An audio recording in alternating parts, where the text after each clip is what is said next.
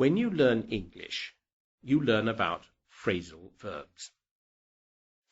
What are phrasal verbs? They are verbs which are formed not of one word, but of two or more words. For instance, if I come home from work and want to watch a TV program, I go into my sitting room and I switch the TV on. Switch on is a phrasal verb. And when I have finished watching the program, I switch the TV off, or I turn the TV off. To switch off and to turn off are both phrasal verbs. We have thousands of phrasal verbs in English, and I could make podcasts about different phrasal verbs for the next year. But don't worry, I won't.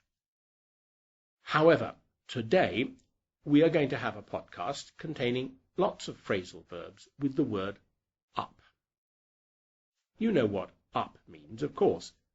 Up is the opposite of down.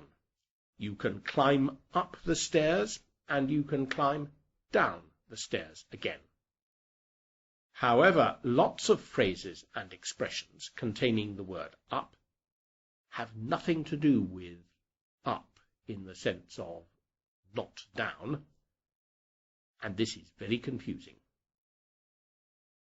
I'm sure that you already know several phrasal verbs containing up. In the morning, you wake up. Then you get up. After that, perhaps you have some breakfast. When you have finished eating breakfast, you stand up and clear the table and wash up the dishes.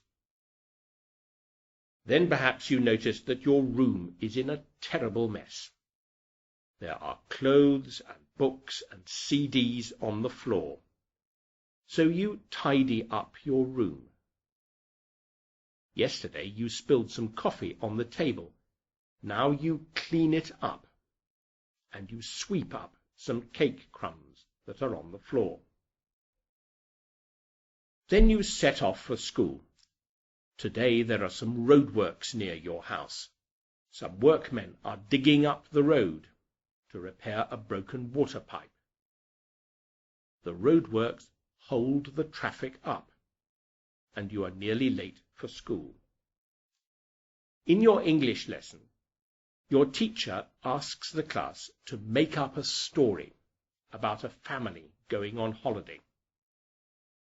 First, you make some notes about words and phrases which you might use. Then you start to write up your story. You have to look up some of the words in a dictionary. At the end of the lesson, your teacher says, "The time is up. Please give me your stories and clear up your things before you leave." It is time for lunch. Your friend calls out to you, but there are so many people making so much noise that you cannot hear what he says. "Speak up," you shout. "I can't hear you." "Hurry up," he says. "I don't want to be late." You are hungry and you eat up all your lunch. After school, you have just got home when your cousin turns up. She has recently broken up with her boyfriend. You never liked her boyfriend.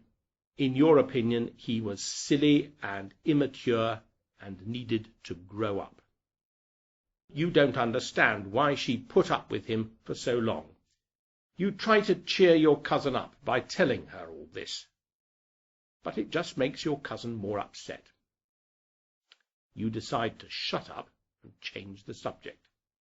You suggest a trip to the cinema together.